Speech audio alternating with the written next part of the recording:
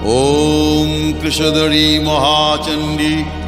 मुक्तकेशी वलिप्रिये कुलाचार प्रसन्यास्ये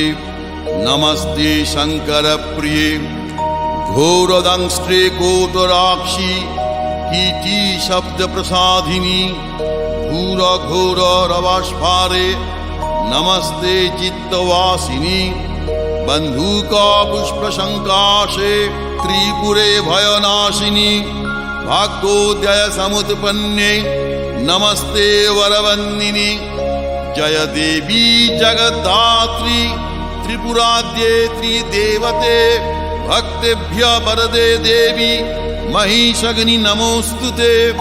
घोर विघ्न विनाशाय कुलाचार समृद्धये नमामि वरदे देवी मुंडमाला विभूषणे रक्तधारा समाकीर्णे करकांची विभूषिते सर्वविघ्नहरे काली नमस्ते भैरव प्रिये नमस्ते दक्षिणामूर्ते